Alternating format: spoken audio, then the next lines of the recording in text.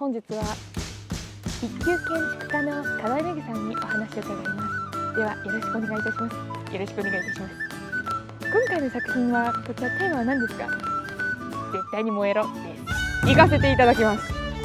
よしよしよし、来た来た来た。ちょっとやめて、信じてるよ。待って待って待って待って。ただこれ燃えたとしてどうやって調理しようかな。